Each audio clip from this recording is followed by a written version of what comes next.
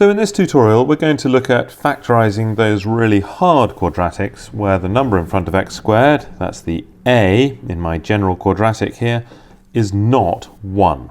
Okay, so you've got a bigger number than 1, like the 3 in question 1 there. Now, the first thing we should do before we actually try and factorise it is we should check to see if there are any common factors between a, b and c. Because if there are, we can usually divide by them, especially if we're solving an equation and there's an equals 0 on the other side, and we can simplify our quadratic and it might make it a simple one. Okay, so having checked for the common factor, you should also check to make sure you've actually got 3 terms. If you've only got the x squared and the x term, in other words c is 0, then really it's a case of simple factorisation. Just take out a factor of x and go from there. And if b happens to be missing and you've just got ax squared plus c, in fact c will be negative, you've got something called the difference of two squares if b is 0, and there's a whole nother tutorial on that because I wouldn't recommend doing it this way. So once we've checked that we've got a 3-term quadratic with numbers a, b and c where a isn't 1 and there are no common factors, then we do the difficult bit.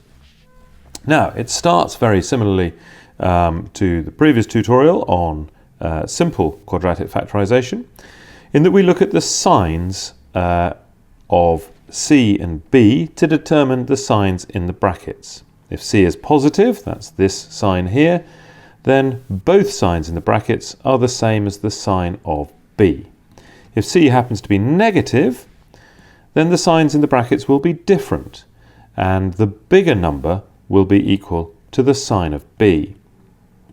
Now, we then do something again very similar. We use those signs and find two numbers p and q which multiply to give a times c. So that's this number times this number. And they must add together to give the number in the middle. That's the b. Okay? So numbers which multiply together to give a times c and add together to give b, following the sign rules that we found up here. And then my method is a little unusual. Okay, you may have a method from this point which works very well. You use that if you want to, but this is the way I do it. It always works. I'm actually going to cheat. And I'm just going to write down ax plus p and ax plus q. So that's the original number in front of the x squared times x plus p and the original number in front of the x squared times x plus q. Now that is actually wrong. Okay, but it's a very good step on the way to doing what we're about to do, because immediately we've done that, we uncheat by cancelling any common factors in each bracket, and that will give us the right answer. Okay, and if you don't want to put it in the middle of your working, put it to the side, okay, or cross it out afterwards and nobody can complain. Right, let's apply that to a couple of questions. So my first question, factorise 3x squared minus 7x plus 2.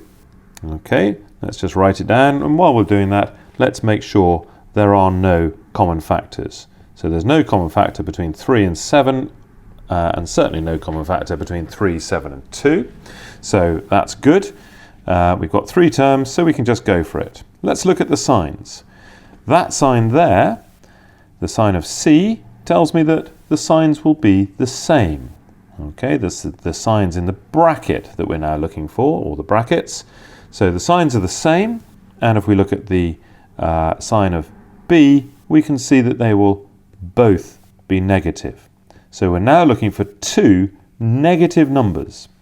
Okay, and what we need to do is we need to find negative numbers which multiply together to give a times c.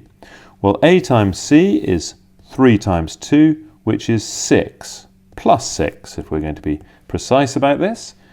And then we can find numbers, negative numbers, which multiply together to give plus 6. So that's minus 1 times minus 6, or minus 2 times minus 3. And there are no other options. So which of those adds together to give minus 7? Well, actually the first one, so we didn't really need to write down the second one. And so those are our numbers. Now, cheating alert here. This is the bit which is cheating. I'm going to write down 3x minus 1 and 3x minus 6. Okay, that is wrong. Why is it wrong? Because 3x times 3x is not 3x squared, it's 9x squared. But we can put it right very easily by uncheating. And I'm going to look in the brackets to see if there are any common factors. Well, there aren't any in the first bracket. 3 and 1 have no common factors. But in the second bracket, 3 and 6 definitely do. Okay, there is a common factor of 3, which I can cancel to give me a 1 there and a 2, in fact a minus 2 there. And now I'm going to write down the answer. And the answer is 3x squared minus 7x plus 2 is equal to 3x minus 1 times, well, 1x is just x minus 2. And because I haven't said at any point this bit is equal to this bit, I haven't actually done anything wrong, despite the fact I cheated. Okay, if you like that method, let's go on and do another question, a slightly harder one. This one is harder because that 6 is a harder number to deal with because it's not prime. So what do? Let's do the same thing we did before. Let's look at 6x squared minus 5x minus 4. Make sure there are no common factors between 6, 5 and 4. No, there aren't, so we can just get on with it. Let's look at the signs. The sign of C is negative, which means that the signs in the brackets, or the signs of the numbers we need to look for, are different. And then if we look at the sign of B, well, what does that tell us? That tells us that the bigger number we find will be negative. So the bigger number is negative. Right. So let's move on. What do we do now? We do step 2. We use those signs to find a P and a Q.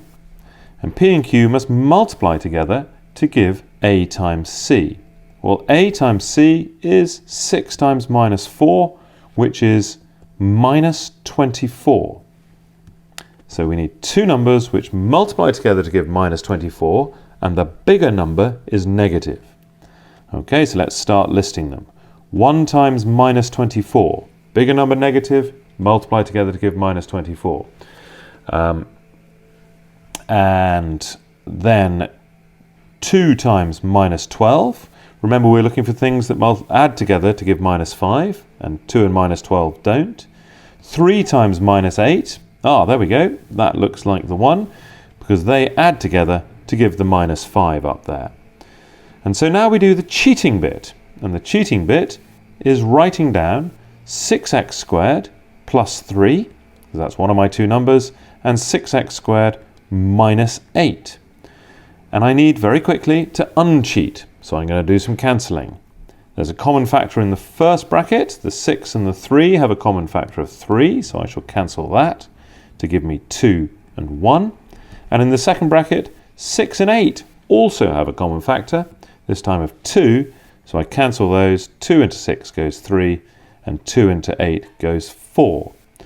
And now I do the bit with the equal sign, which is correct, and I get 6x squared minus 5x minus 4 is equal to 2x plus 1 times 3x minus 4. And there we go. I've just noticed I put some x squareds in there. That was a bit silly, wasn't it? It didn't make any difference to the cancelling, and I think that's fine. Okay, if you don't like the cheat, uncheat methods, there are other things you can do at steps 3 and 4, but I really like that method. And as I say, as long as you never write down an equal sign in front of this one, it's fine. And if you really want to, you could just cross it out afterwards. And everybody, including the examiners, will be happy.